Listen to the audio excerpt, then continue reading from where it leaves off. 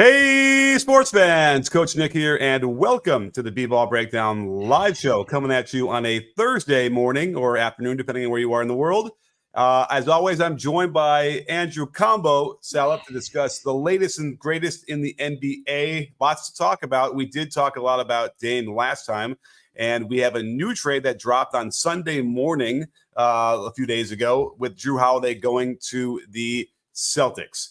So we got a lot to talk about. Don't forget, if you want your question answered, the best way to do that is via Super Chat over on the YouTube side. So, Combo, what's happening today? Had a good workout, feeling good. You know what I was thinking about today, Coach Nick? That one time when you posted that video where you were lighting everybody on fire with the tweets. I think we got to bring that energy this year. I mean, you're describing every tweet, right? No, you had like everybody's tweets like popping up on the screen and telling people how they were wrong, and like you just did not care. I think that's the energy we need this year. All right, you want to come with it, bring it. Yeah, we're coming for everybody. All right, let's go. I'm trying to be a lot more civil on Twitter. Nah. Let's not be civil. In the face of what is not very civil anymore on Twitter, I would feel like I want to you're trying to tip the scale the other way a little bit. I see. I don't know, but what's up, Martin? Good to see you out there. What's up, Frosty? D-Rock, we got people in the comments already ready to go in a nice, middle of the day chat. So let's see what we come up with here. I think let's kick this off. You might even have some breaking news for us. Would that be safe to say? It's not breaking news because I think it's been out there, but there is an interesting wrinkle with the James Harden situation that I don't think him and Oubre are the coolest. I don't think they're the friendliest. And this is not breaking news, even though, you tweeted it's breaking news and maybe that'll bring people to the chat, which is always good, So, James Harden once threw a party. He had his girlfriend there or, a girl he was dealing with. Kelly Oubre, who happens to be from the Houston area, was at the party. Kelly Oubre leaves with James Harden's girl, and James Harden was not happy about that. Kelly Oubre is now married to that girl with 2 kids. And I think Daryl Morey may or may not. No, he may have knew about this when he signed Kelly Oubre. So I think this situation is getting really ugly over there with the Sixers, and I don't think it's going to get better.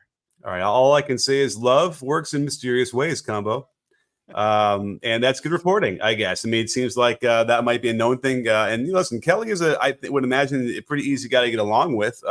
I know him a little bit, and he seems like just a fun, carefree kind of guy who has been on the cusp of, being able to be a really good contributor on an NBA team for, his whole career, but never quite figuring it out, never quite finding that home. It sounds like perhaps this is not going to be the place for him to find that home. But I kept having images. You probably are too young to remember The Fish That Saved Pittsburgh, which is a great movie about basketball, and Dr. J, yeah. But in the beginning, there's a malcontent, a guy who's unhappy, doesn't want to be there, and he writes "Trade me" across his belly, and then is lifting up his jersey as he's running down the court saying "Trade me." So I'm picturing that. That said, there are some reports that Harden did come into camp in shape, which is a little bit of a difference for him, I think. Yeah, I mean, that always helps. He didn't pull the Houston Rockets situation, so that is a plus. But, I think he knows for him now, maybe he's having a little bit of self-awareness that that's not going to help his NBA future coming into the season or coming into training camp out of shape, right? So I also heard that Houston offered him a max, and then he said he wants to get back to scoring title form, and that kind of blew up that deal. I don't know if you heard that one. So, it's all over the place. Everything's crazy, and we have to see what develops. Yeah, I was trying to picture that meeting where it was Ime and Harden talking about his role. And, remember, Houston does have a number of, young studs, who could develop into something. Jalen Green, I'm not quite sold on, but he can score. And so I suppose if you were reading the room, bringing up the notion of dominating the ball and scoring like he used to back in Houston doesn't really fit probably with what they were hoping. I mean, I'm sure they would be happy if he scored 25 a game. Look, 26 a game. They tried Point Jabari in Summer League. They got a guy named Alperen Şengün who could probably play some point center of the Jokic mold. Not saying he's Jokic. I don't think they're trying to go back in the direction of Morey ball at this point.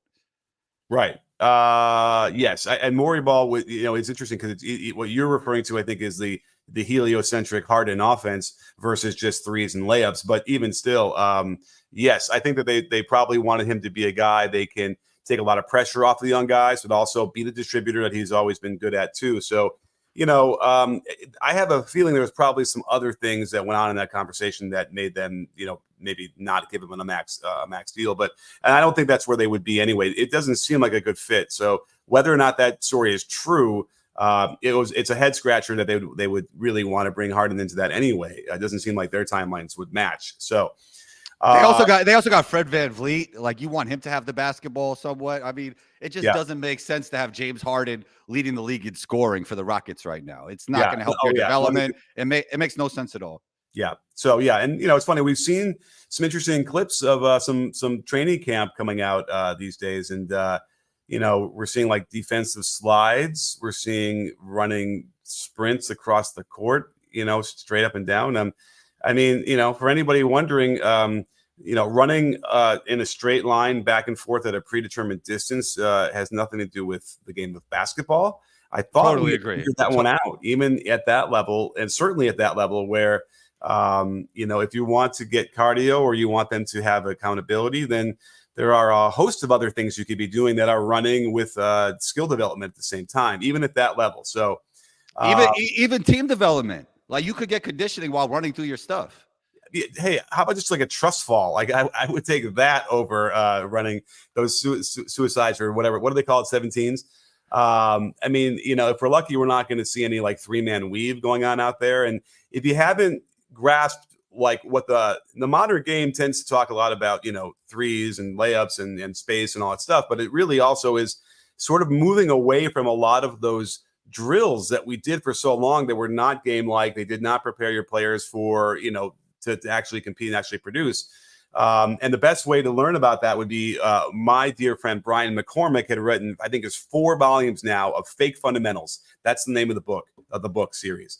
And in there, it details all of these things that we used to do. I remember at one point, brought this up the other day. Remember when Derek Fisher took over the Knicks and he was teaching the triangle offense in 2010, 2011, whatever that was.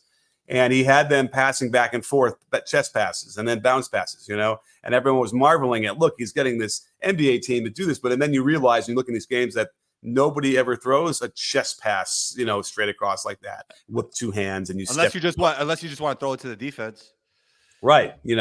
And so what were you really doing? Now, I will throw this out there that when you see, if you can get a bunch of pros to like do a jump stop, pivot and pass, that kind of knows you're getting some buy-in at the very least, that they are willing to do what you're asking them to do, whatever it might be. But, you're kind of just wasting time in a practice doing all that stuff. And you see that at the NBA level a lot, unfortunately.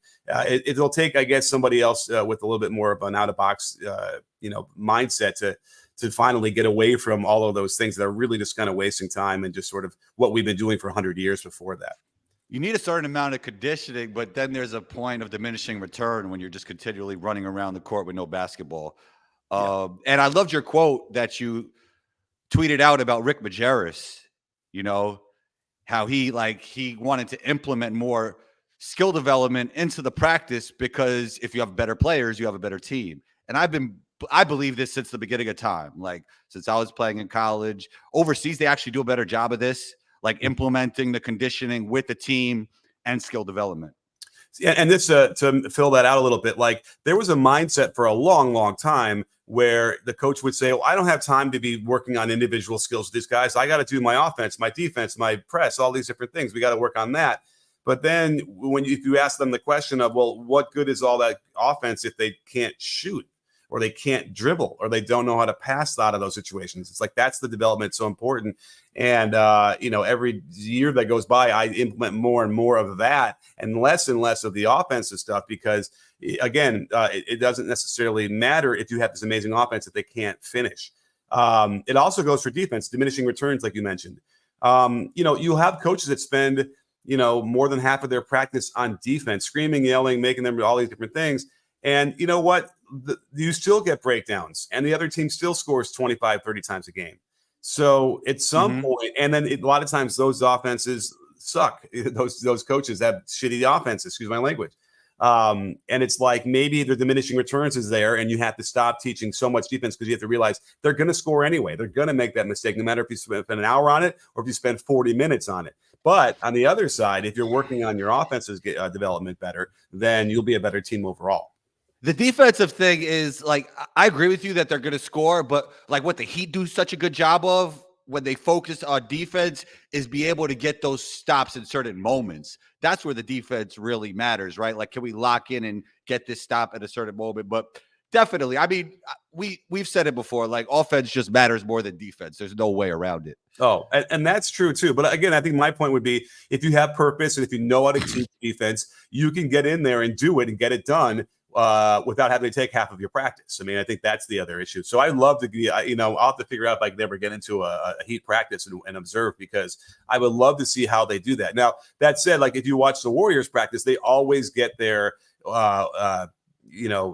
20, 25, 30 minutes of defensive rotations in every practice. Even if they only have a 45-minute practice, they're going to do their defensive stuff, which is great, and explained why, at least up until last year, which I hadn't seen in practice, explain why they were always so good defensively and always so on point with their rotations. It's because they always worked on that every practice, no matter how long or short it was.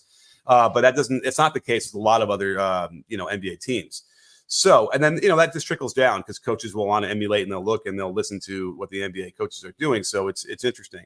It's funny. I actually had a chance to go to a practice of a player that I coached about 20 years ago, maybe more than 20 years ago. Hadn't really seen him since then, but it was really amazing to be able to do that and see him, sort of carrying on like the legacy. The only thing that was interesting was he was kind of coaching exactly the way we coached him 20 years ago. And he was excited about that. He was like, yeah, but I'm like, well, that is good, but we've learned so much now. And thank God, he seemed really, really receptive. So he'll be able to evolve into something different from there. But, it just shows you that like a lot of coaches, a lot of levels, there's a lot more to be learned and evolve into as far as communication methods and just sort of training methods as well. Three-man weave is, again, there's nothing about three-man weave that kind of gives you any basketball stuff. I know you want to be running and passing, but again, let's do that in the context of like what actually happens in a game. Yeah, you have to understand the spirit of the times. Robert Greene talks about this in the book Human Nature, and if you don't understand that, you will just become outdated. So it's important to always learn while keeping your old school principles, your foundations, but we also have to evolve and get better. And with accumulated knowledge over the time, things will just get better and better. And it's the same for basketball. I believe every generation gets better because of this. So, okay, well, let's get into the trade for Jrue to the Celtics. I dropped the video yesterday. Please go watch it if you haven't already, or watch it again if you've seen it. I would love to see that get going a little bit farther, like the one that Dame did, because everyone really was into the Dame one. Let's see the first impressions. Let's throw it out there. Jrue to the Celtics seemed like a necessary thing. They had lost Marcus Smart. They had lost Malcolm Brogdon, which is really too bad because I thought Malcolm Brogdon fit in perfectly, and he's coming off the bench. He was scorched all season long. Now it turns out he got hurt. He was playing pretty hurt in the playoffs, which explains why he didn't look like himself, unfortunately. And that's what everyone remembers the most. But if you look through the footage during the regular season, when he was not hurt, Brogdon was terrific. So they lost a lot of production from those two guys. And now they're down. They lost both Williams brothers, not Williams brothers, Williams people, the last name. And they had a lot to replace. So Jrue does a little bit on both ends for them. He replaces some defense, replaces some offense, much needed. But I have some doubts about all this. What's your initial thought of it? I agree with you on the doubts, and I'll tell you why a little bit later. But Malcolm Brogdon, super high on him as a player, but he was put into a trade package. And after that, he realized he was in a trade package and he wanted to leave. So That's why he didn't want to be there. So that was never going to work at that point. Like we kind of yes, but doesn't Brogdon, shouldn't he know this is the business, and we'll talk about it with Jrue in a second. Shouldn't he know? Everybody's different. Like maybe he's just built that way, Maybe Tyler will handle it better with the Heat, right? Like maybe he'll have a great season. Maybe he won't because of it. Like, well, Jaylen Brown already went through it too. We knew about that, where he was unhappy, but then they extended him, so now he's not so unhappy, right? It's amazing what a bunch of money will do to you. Wait, remind me, Brogdon was mad about potentially being traded to Portland? And yeah, I don't know if it was Portland, but I know the trade was almost done. Like he was in the trade, and then something happened where like the trade didn't go through. Like it's not like it was like they were kind of shopping him around a little bit. Like he was gone pretty much. Right. And But maybe we don't know what that trade was. yeah, maybe somebody in the comments will know, right? Maybe they could help us with that. Okay. Because that was the Clippers. Is what's Clippers, exactly. Yep. Yeah. So again, like, hey, who everybody wants to be in LA, but it's just this weird. I would have thought that Brogdon, as a real veteran professional, wouldn't have necessarily been so upset that he's like, oh, I have to go now. I don't know. To your point, I mean, he has a better chance of winning a championship with the Celtics than with Portland. Like, why wouldn't he want to stay with the Celtics? Like, don't you want to win a championship at the end of the day? Isn't that what it's all about? I think you got to take your emotions out of it at some point. Yeah, absolutely. Now, just parenthetically, we noticed that IB Galaxy talking about Middleton in the comments, and don't forget, if you want your question asked, we'll super chat's the way to go. We'll put you on the screen. We'll give you all lots of love, help us keep the lights on. And he's talking about Middleton being washed, and that is certainly a take. Because he played 33 games last year and really struggled to get healthy. But there's some interesting responses today or yesterday from media interviews with Adrian Griffin about whether or not Middleton is healthy, because he wasn't playing. He didn't practice yesterday, and that is something to keep your eye on. And his answers were very much like rehearsed. He's doing well. He's on his way. Yada yada. We're just being cautious. This and that. But you would imagine at this point Middleton would have had the whole offseason to get healthy. And if he's not ready to go right now, then what's the story? And we probably need a little bit more information. I think it's tough to call somebody wash after one season that they were injured. I mean, not too long ago. So I think that would be a little premature to call Middleton washed. Now, if he's not healthy, that definitely dampens their chances to win a championship. But in full health, I believe the Bucks are clearly the better team than the Celtics. Well, let's talk about the Celtics starting lineup for a second, because that's an interesting discussion. So we have Jason Tatum, Jaylen Brown, Jrue Holiday, Kristaps Porzingis, and then we have a choice between either Al Horford or Derek White. What are they going to go with? I think you go Derek White off the bench. Yeah. Well, okay. So then you're talking about Jrue Holiday being like the point guard and Jaylen Brown being the shooting guard, and then it makes Tatum the small forward. Now, I know these positions are sort of interchangeable these days and don't really mean as much as they used to, but it always kind of felt to me that the best advantage the Celtics had when Tatum was playing the 4, and he is not doing that. I got to pull the numbers out. As far as I remember last year when I looked at this, that was when their lineups were at their best. And maybe while you're talking, I'll pull some things up from last year. But if you want to start out that way with Tatum at the 3, and then you have Horford and KP, you certainly have spacing, right? Because both the big men are going to be able to shoot threes pretty well. So that's not an issue as much. But then you have different people guarding Tatum, and that might be an issue. Yeah, defensively, I like it, especially from the point of attack defense with Jrue. Like, they're menacing, right? Jrue and the 2 J's. But on offense, I don't think I like this as much. And I do think Jrue helps almost any NBA team. I discussed this on our last show. Like, he's just a winning basketball player, and any team should be glad to have him.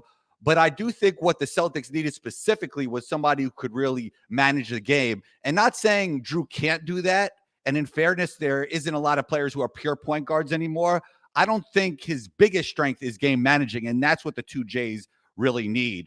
Like, I thought the CP3 fit, as much as we talked about that it wasn't a great fit with Draymond, I thought it would be a great fit with the 2 J's. So it'll be interesting to see how this team looks on offense. But as of right now, if both teams are in full health, I would definitely have the Bucks clearly ahead. Yeah, I mean, and this goes back to the Warriors. I think that they were just too hasty in making that deal to get rid of Poole and then bringing in CP3. I want to hear, but I want to. Sorry to cut you off, Coach Nick. I want to hear your thoughts on that, though. Like, is Jrue like that game manager that could really set things up for the 2 J's? Because I think that's what they were lacking. Like, not really. No, I mean, he's just solid. He can make the passes in front of him. Although it's funny, I was watching a lot of the assists, and they're all like, the one pass away, and the guy they stuck the defense in. That's all easy, and that's good. And he led the team in assists. And that was pretty good. But and then I actually did find some evidence where he was skipping balls to the corners, which is nice, and he was among the top players in setting up guys for 3-point shots. So he was getting a lot of assists for threes, which is a really high commodity. But that said, he was also a turnover machine. He was ranked, I think, 11th, excluding centers in the half court when you're factoring overall turnover percentage. And then I thought, okay, it's probably because Chris Middleton was out and he had to do a lot more. Well, that percentage is almost the same the year before when Middleton did play a lot. So there is this weird, and I had never really noticed it before. I had to, ask my buddy Frank Madden, who covers the Bucks, about it. I'm like, is this a thing where Jrue Holiday is a turnover machine? And apparently, there was a thing. Like, it never really bubbled up in my mind watching them like that. But the numbers don't lie on that one. And it's not necessarily a noisy stat. It simply is a thing where he has an issue with that to some degree. And I know he gets a lot of assists, so he balances the assist to turnover ratio. But when you're talking about a guy that needs to kind of set the table up for those guys, he's probably going to end up being in the offense a lot more of a complimentary guy playing off of Tatum and Brown. And then the question is, did Brown fix his dribbling? Did you see that video of him dribbling in place with the left hand yesterday? I mean, my son, well, not yet. He's 4, but my son will be able to do that soon. What does that mean? I don't know what it means, but it was like I think people would have felt a lot better if he was dribbling really hard with his left hand and he didn't lose control of it. Oh, okay. I didn't see it. It was nothing. He was standing still watching the thing and just kind of dribbling hard, and he lost control of it a couple times. I love Jalen's game. It's interesting. Also, another thing is like I just believe in Giannis and Dame more than Jason Tatum in the playoffs. Like those would be my first 2 picks if we were picking between those 3. So it's like, in my opinion, they have the 2 best playoff players in a series if those 2 guys match up.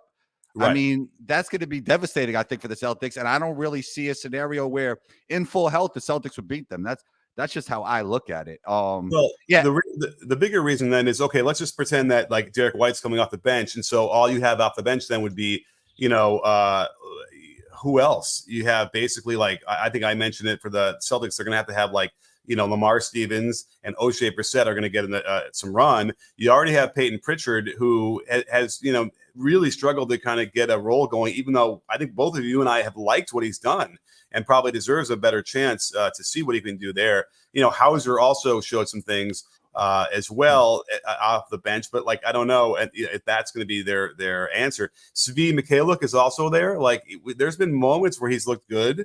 But again, kind of all these guys are unproven. Wenyen Gabriel, by the way, might be unknown to a lot of people. He did play for the Lakers last year.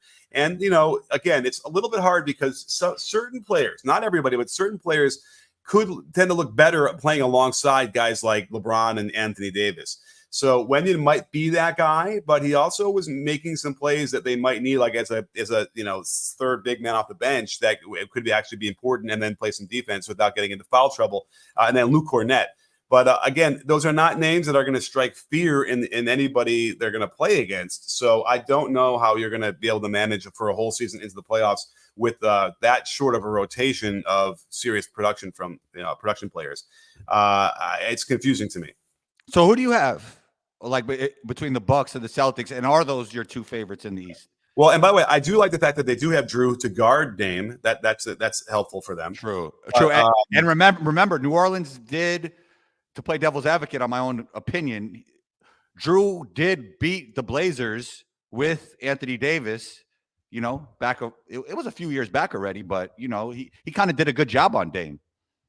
Yeah, I forgot about that. I got to go look at that. I was looking at Jrue on the Bucks guarding Dame, and there's some footage of that's pretty good as well. So listen, Jrue is the last of the lockdown defenders. There really aren't anybody anymore like that, but he is as close as we're going to see to what that looks like these days. And if we're going to talk about the Celtics though, or the Bucks, like, are the Bucks any deeper?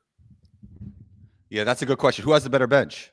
So who's coming off the Bucks bench? It's Portis still.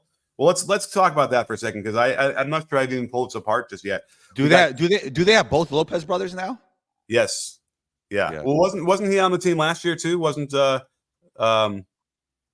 Robin on the team last year? I don't even remember. But anyway, so they have both Lopez brothers. And by the way, Robin Lopez, I don't think helps them much except for keeping the locker room loose. But let's talk about what we have for the starters. So you're going to have Giannis, Middleton, Dame, What else we have here? Jay Crowder. Yeah. I mean, he should have been playing last year. Jay Crowder. He's the guy that will bring that team. Right. I think I said Connaughton was going to start instead of Crowder, right? Yeah, But you did. I kind of like Crowder better. all right, let's say that. So you have off the bench Connaughton, Portis. They have Malik Beasley, and they signed Campaign the other day. Actually, campaign could have helped the Celtics. To be honest, that's who the Celtics should have as a backup point guard, or even somebody that could play in the backcourt with Jrue and then have Jason Tatum at the 4. You know, he would have helped them. So I think if you go in like Campaign, Bobby Portis, Connaughton, Beasley, like, okay, you probably ought to give them the benefit of the doubt on that one as far as depth. So if that's the case, then yeah, you probably have to go with the Bucks in that stretch, unless the Celtics do something else. Now, I haven't really heard anything, but I'm assuming the Celtics heard on the Clippers or whatever. How about Lakers? The Lakers, yeah. Because the Lakers need. Wait, did they get a back another big man? I mean, wait, they did. Oh, Christian Wood. Oh, they got Christian Wood, so never mind. Yeah, but like who would you rather have, Christian Wood or Al Horford? Like, I mean, it is interesting. I mean, Christian Wood's obviously more offensively talented, but Al Horford has way more playoff experience, and he's the better 3-point shooter. So I guess I would say Al Horford. You know? Al Horford probably fits a little bit better on that team. Again, Al Horford's the guy who can make a big difference. He can play defense. He can shoot the 3, even though that's not pleasant watching the mechanics, but he can make it. Just a winning player.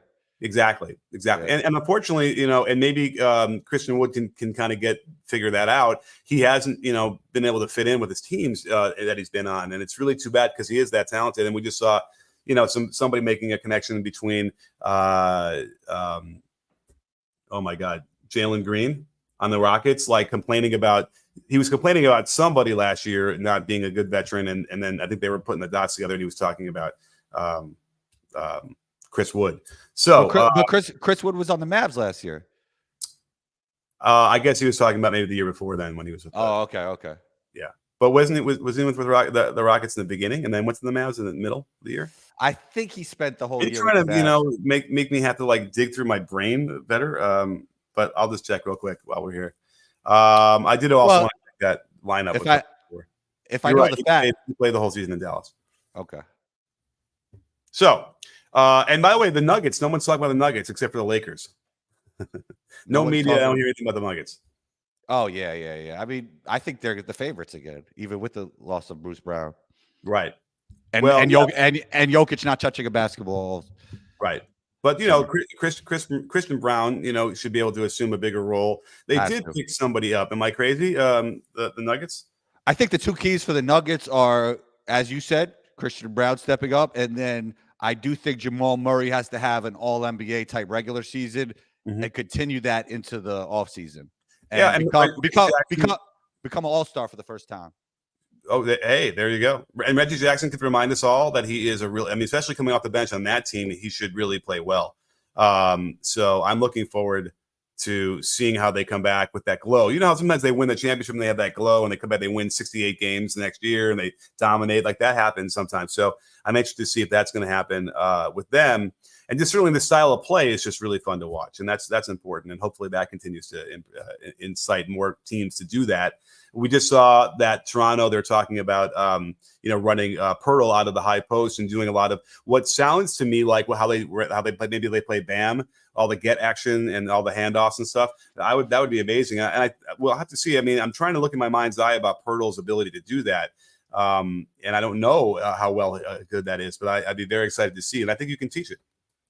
Yeah, it's solid. I mean, I think we're going to see a lot of point center things going on because, as you know, Coach Nick, it's a copycat league, so everybody tends to copy, the best teams. As we see, like there's a lot of teams trying to run Warriors offense and shooting a lot of threes, but every team doesn't have the combination of Draymond, Clay, and Steph Curry. And teams do not have Jokic, but we could see similar things to that. Like I was saying with the Rockets, like they're going to try some point Jabari and probably even more likely point Şengün.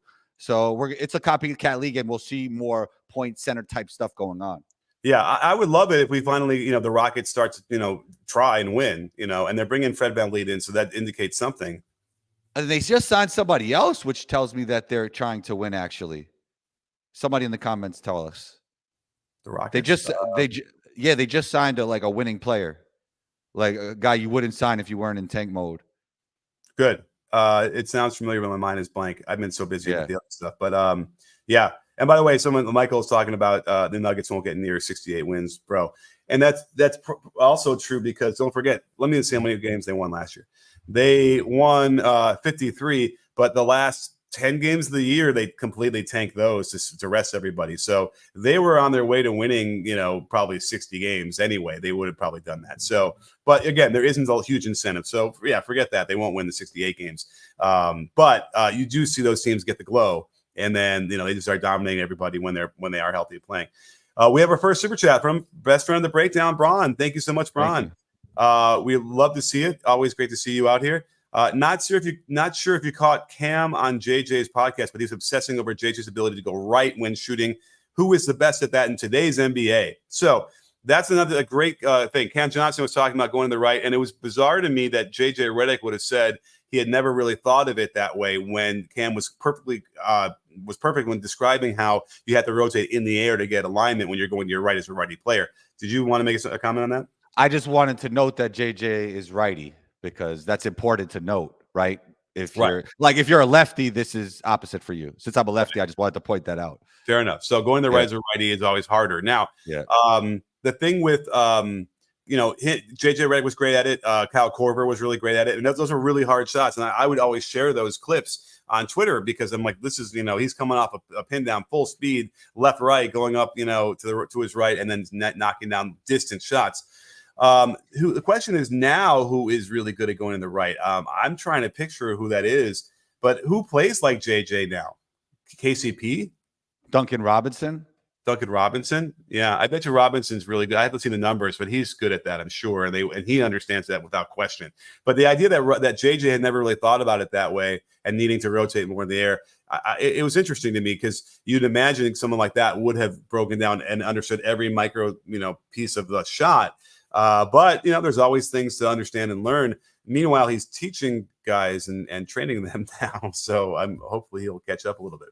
Who's a better off the ball shooter? I mean, Steph Curry or JJ. So Steph Curry's another guy who does it, right? I mean, I'm not comparing Steph and Duncan and JJ, but Steph does move off the ball great. Yeah, there's no question. He comes off those. I can see him. He comes off going to his right on those baseline out of bounds or the high post splits, and then that means that Clay, I'm sure, is also really good at those too. I don't know. I can't picture Clay doing it as much, coming to his right like that and just letting it fly. But I know he does. Yeah. How was Ray Allen at that? Ray Allen, his arm swing tended to go out to his left side, so it's a little bit harder than kind of do that, comfortably going to the right. So I would have to look at the numbers, but I imagine he was good at that. I mean, certainly Ray Allen would have been a guy who practiced that more, which is another reason why as a righty, you got to be aware that that's a harder shot. And not necessarily you practice it that much more, but it definitely needs to be focused on so you can get it as well. But then again, offenses should be designed knowing that, when the righties are out there, you're looking for going to the left and being able to get those pin downs so that their right hip and right elbow are already aligned to the basket. And that's next level coaching as well, when you start to really aware of that and get guys in positions where they're doing their strong hand stuff as much as they can. You know what I mean? Yeah. And it's also interesting that me as a lefty, it's opposite for righties, that step backs and hezzy pulls are easier with your right hand, even though I'm a lefty. So it would be going to the right. Right hand dribble. Yeah, is easier because the left hand is already aligned. Yeah. And so it's tough to get good going for a righty to the right on step backs and hezzy pulls. Yeah. But you should work on both ways. I mean, it just makes you so much more dangerous. Yeah. And we've seen a lot of the notion of dribbling the ball to the left hand and then bring it to the right hand is better off the dribble for shooting. Although I feel like we're going to transcend that at some point. And what's interesting about that is, we talk about, and I had a video where we talk about dipping off a dribble from distance. And that's like the secret that everyone needs to know to shoot. But it's different with the left hand dribble to dip it versus the right. And so I'm almost thinking that there are times when the right hand dribble is better because the dip works better. And then it also works as a shot fake hezzy where you cross over versus the left hand. But again, the right hand comes up to it, and then you can keep going as well. So there's different. It's all little subtle differences that will help. But either way, we do know that generally the left hand to the right hand shooter is a better way or is a higher percentage generally, but not always. Anyway, the Heat come up in the right now in the comments. They lost 2 starters, although you might argue that Strus wasn't really a starter, because Hero was hurt, but they did lose 2 starters that went to the finals, and they didn't really replace them with anybody. So I don't see how the Heat are going to compete very well. They need to bring in James Harden. That's interesting. You think that would work? I think it's the only choice as of now. You think it would be a good idea to bring Harden to Miami? Yes. You know what happens when he's on the road and he's playing Miami, generally. Isn't there a thing? I think there was stats where his stats are way much lower when he gets to hang out in Miami the night before. Let's not get gossipy, Coach Nick, even though that's the way I started today. Right. Hey, it's gossipy, but it's also kind of like Heat culture does a great job of containing that, I would say. Just like either you're here for the right reasons or you're not here. Right. So you think they'll have like a bodyguard or something? I don't know if we're going to get that extreme, but I do think, and another thing is I think they would use James Harden in unique ways that you might not even think about. I mean, I would love to see Harden coming off of handoffs and all that get action. That would be great. I can't ever picture him doing that, like passing the high post, cutting right back for it and all that stuff. How about small ball 4? Or small. Oh, that's interesting. Yeah. And by the way, let's give Harden a lot of credit because I felt like he made a really great effort in the in Philly to exist in an offense. So no longer was he like sort of passing and just standing there, backing up to half court and waiting for the ball back or not being involved in the offense. He was moving and he was more of a cog in that offense that I had seen in a while. So he deserves credit for that, and it would be great to see him kind of get back into more of that. But there's no question Harden needs to get out of Philly. And there's no question Philly needs to get a nice return for him. But that's the problem is that the Heat couldn't get Dame because they didn't have enough for him. Yeah. Also, another issue is like the deal would have to be with Tyler Hero, and the Sixers already have Maxey, and that's kind of like a weird mix. So it would probably have to be a 3-team, multi-team deal. Yeah, but who are the Heat going to send out? Hero? It would have to be a 3-team deal, and then for us to try and guess what 3-team deal would take like a whole podcast to do. But it's not enough, right? It's not enough for Hero and like a pick. I don't think they need to give up more than that, or certainly Philly needs to get more than what that equivalent would be back to them. So again, that's why I don't know if the Heat. Yeah, when there's a will, there's a way. They would have to figure it out with 3 teams. And to your point, like Morey's not taking just nothing. Like we know that. Yeah, what hurt the Heat, I think, is a guy like Gabe Vincent leaving, because if they had him and having played it as a starter in a finals team, even though he's good and I think he sold me as far as his legit ability to be a starter on a good team, but his value is as high as it's ever going to be.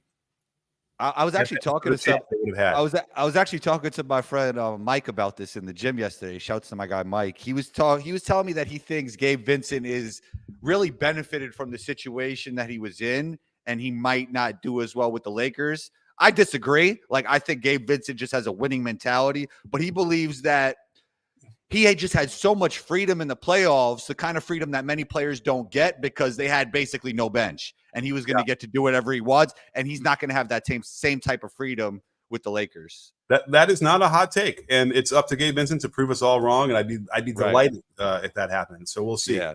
But again, if the Heat had been able to have him on their roster and use him and Hero, now we're talking about they can probably get the return they need, of a Harden back with those 2 guys in a pick.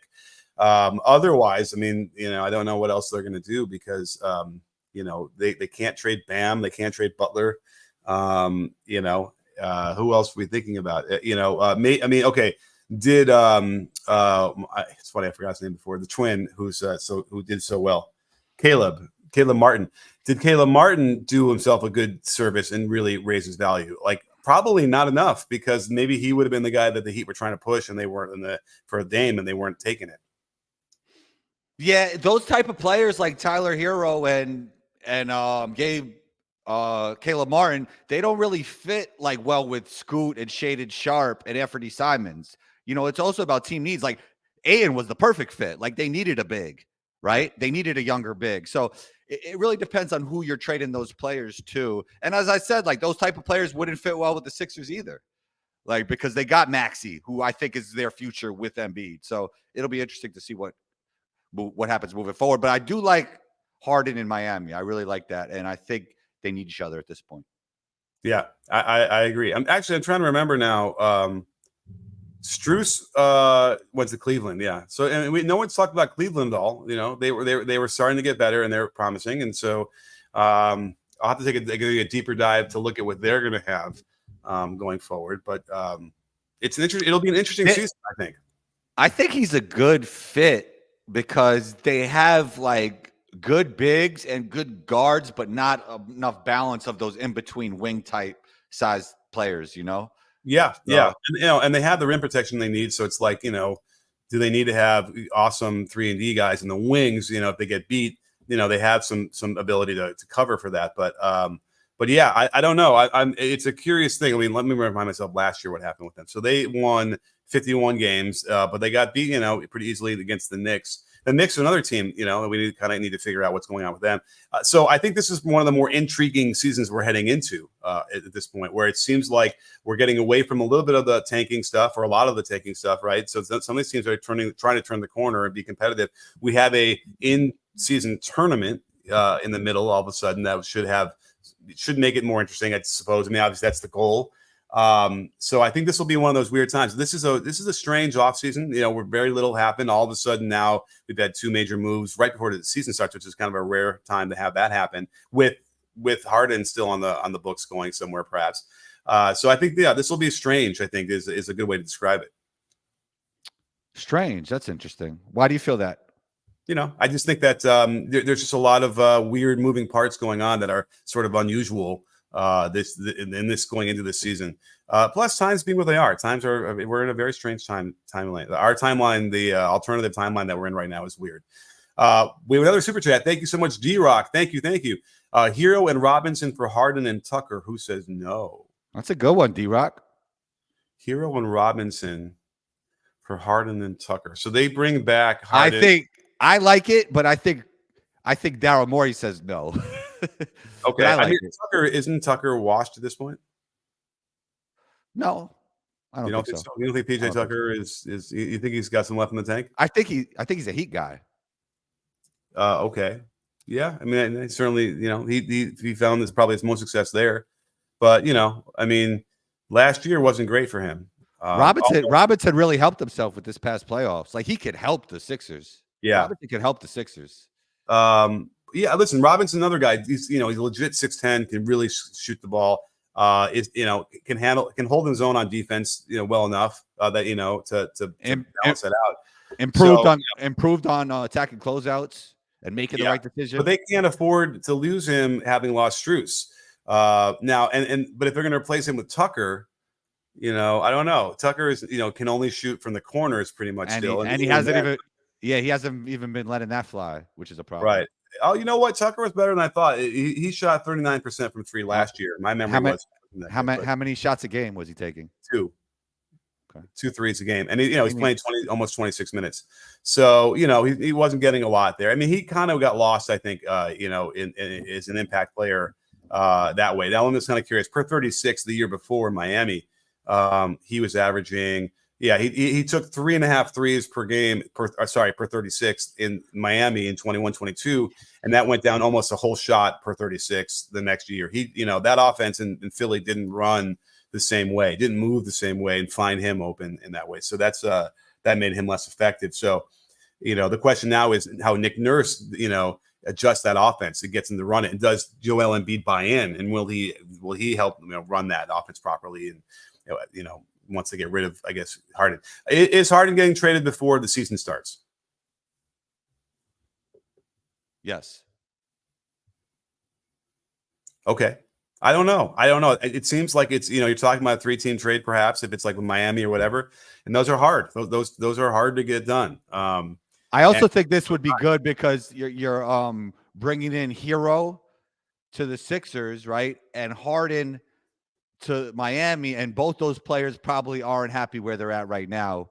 Hero because of the trade conversations, and Harden because of all of the obvious reasons we discussed. But you kind of like maximize their honeymoon periods, especially for Harden. Right. I mean, I'm trying to figure out, let's say, when's the first game? The 24th? Or is that late? Let's see. I feel like it's before the 24th. That's what it looks like in the Google search. Yeah, looks like the 24th. So, you have basically 19 days to make that trade happen. Maybe. I don't know. But, I don't know. I just worry. Let's see. I mean, certainly Miami would take Harden and Tucker. They would probably like that. And the only issue I have with the Hero and Robinson would be like, does Philly want it? Now, you're right. Philly would take Robinson. He fits in well. And, Hero, I don't know. Without Harden in there and they have Maxey, like, does Hero fit in? I guess he does. He's not starting on that team, is he? Mm-mm. Is it Hero? Nah, Maxey has to start it. Maybe you just bring Hero off the bench. Maybe there is enough balance at that point, And then we've already known that Hero, doesn't want to come off the bench. Could you do Hero and Maxey on the Sixers in the starting backcourt? Too small for the playoffs, I think. Maybe. And I don't know if that works. I mean, they're actually, Hero's not even that small, but just defensively, it won't be enough, I think, to actually win. Right. I mean, that would be Tobias. Who are we missing then? Oh, so it'd be Robinson. Robinson would start, I guess, right? And that's another guy he's not a horrible defender, but he's not a great defender either. No, right. He's just like fine. He's not making plays. Right. I hate it when B-ball ref does that. B-ball ref suddenly just starts. Did you even hear that? I don't know if you heard that. No. Yeah, I heard something. Something's going on over start playing some ads. Anyway, all right. Well, I mean, is there anything else we got to cover as we get close to the end of the show? No, I think that's about good. Yeah, I got to get to the gym, man. Work it out. Do a little. What are you working on today? So here's my favorite thing I've been doing now is the decline bench. Where we do the sit-ups in. So I've been in that, and then getting 35-pound weights in my hands, and then doing chest press. So I'm already engaging my core to stay level on that decline bench, and now I'm doing my chest press, and I do my flies, and then I do sit-ups and then obliques. So I've been doing that, but my back is not so happy with that. I'm trying to muscle my way through my back problems. I don't know if it's good. I believe that maybe you should be spending more time on your posterior chain if you're having back issues, because maybe you're doing too much pushing and not enough pulling. I know, and that you are right. It's just hard. I got a gym around the corner. It's inexpensive, so that's really nice and it's really close. But the machine choices are not always great, and if you don't pick the right time, man, you're not getting on it. So throw some rows in there, throw some lat pull downs on there. Also, a great thing for your back is just hanging, and it's great for your grip strength as well. Yeah, I do the hanging in my house on the way, but it's hard because I do it from like where my stairs are, and it's some days my grip isn't great, and like I can't hold on. So you're right. I'll do some hanging. The lat pull downs I can do with support, where you put your feet on the thing, so I can do it not my full weight. But I was watching some guys doing like the pull up challenge, and I'm not sure. I don't know if I could do a pull up at this point. So I probably have to work on that. Yeah, you should. What'd you say? Are you doing pull ups every day? Oh, what's your grip when you're doing your pull up? Well, I mix it up, but I do basic grip the most, but I'll mix it up. I do different grips. All right. Yeah. So I'm going to start doing my lat pull downs, and then I'll graduate into pull-ups. So like a routine for me, I don't even count this as a workout, is like after I walk my son to school, they have those like scaffoldings, and I got like something I could do pull-ups here as well if they don't have that. And I do like 3 sets. And wow. On my way home, just to make sure I do some form of pull-ups, because I also believe in the morning it's great to decompress your back. Yeah, no, there's no question. My back gets decompressed, and then it kind of doesn't always feel amazing for the first few steps after I get off of hanging, but I'm hopefully progressing out of it if I can get strong. Do you have a program you go by, or just like, oh, I like these exercises and I'm going to do them today? No, I don't have a program, and I know all the exercises, and I just don't do them. Yeah, I think honestly you should like Google like a good program so there's more of a balance with your posterior and anterior chain, and you're working all planes of motion, and you're having more balance. And you know what I mean? Yeah, no, I agree. And a lot of the things are on the ground. And I got to tell you, it's gross. I don't want to put my hands on the ground. It's just the gym is not like that. You know what I mean? That's the thing. Like, you go to Equinox, it's like, yeah, it's clean, you can do whatever. But when you go to, like, all right, I'll call them out, Planet Fitness. They don't clean that place. It's gross. I guess I can do it at home. We got to take this live show to the next level so we could get you like a luxury gym. Yeah, please. That's what we're. Please help me get into Equinox or Lifetime. Please, that's what we should be doing. I don't have any problem asking for money so I can. You know how expensive Equinox is now? It's insane. I'm a member. I know. It used to be like maybe 120, 130 a month, whatever. I think in LA it's over 300 now, and you can't tell. Like, you have to go through hoops on the website to like finally get the information. So. I spent so much time in there. It's worth it for me. Yeah, you're right. And by the way, I was thinking about getting the bench and doing it at home, and everyone's like, you'll just won't do it. You won't do it. You got to. That's not true. That's not true. You will do it. I don't know. I think there's some truth to that about, it sits there and becomes a thing you put your clothes on. No, I work out all the time in my house. All right. Well, you're an exception. Yeah, that's why you're combo. Look at that. Hey, look, I finally had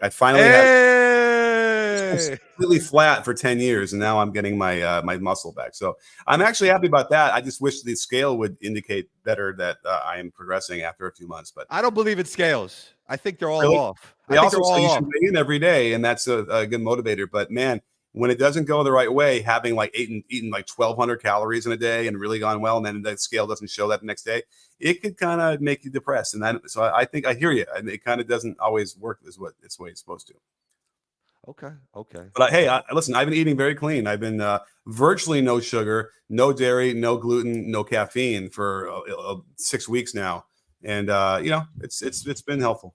I'm gonna be honest with you. I love the sweets. I moderate, but I love the sweets, Coach Nick. But I moderate. I don't go crazy. Okay. Oh yeah, but I do love them. Last night was the first time in like 6 weeks where I had such an uncontrollable urge where I needed to have something. That I did have a little bit, but I mean, the best thing to do probably in that situation, if you really want to get strict, is just have some fruit instead of like anything processed. Yeah.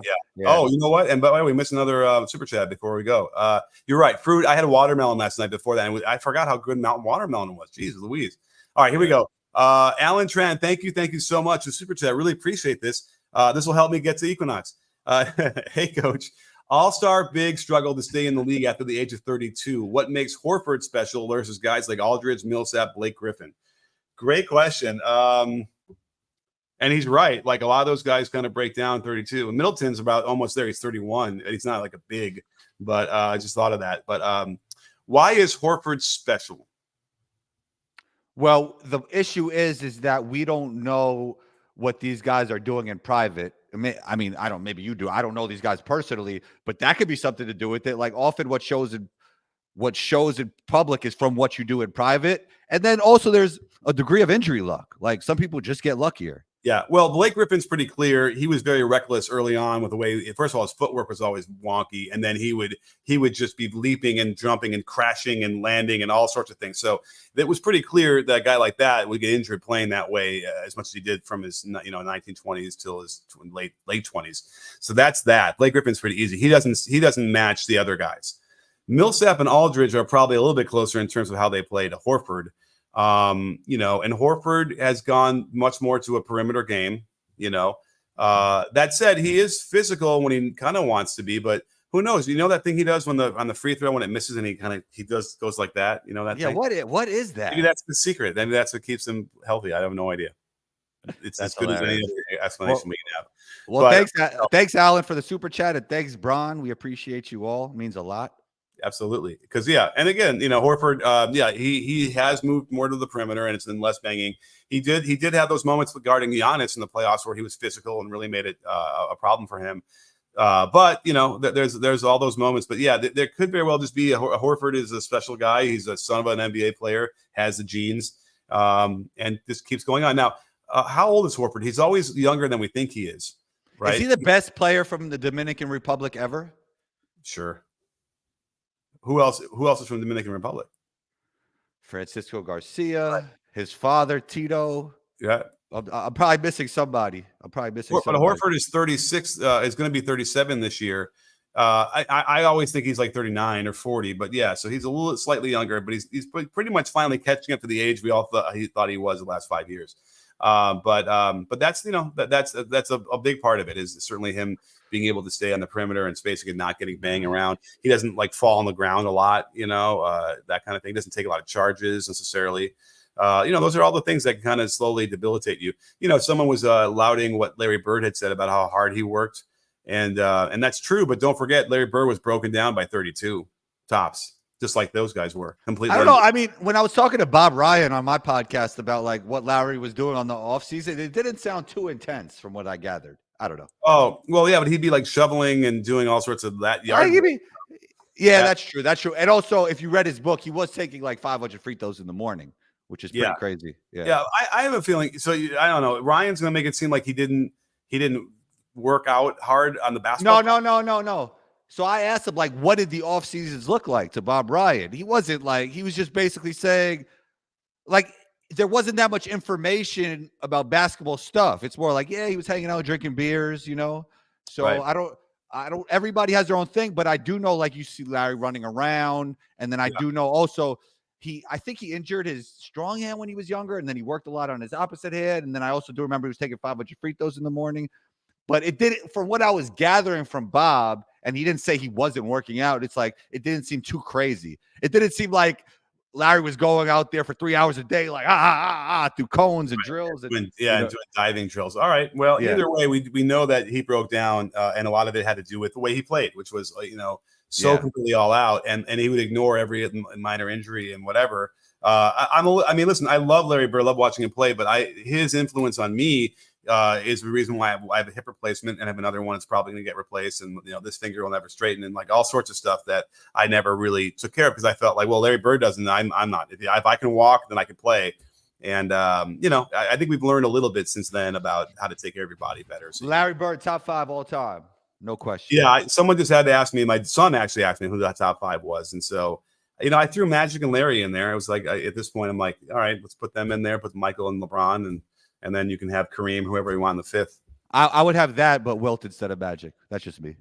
Wilt instead of Magic? Yeah. Okay. Yeah. Listen, I can't argue with that.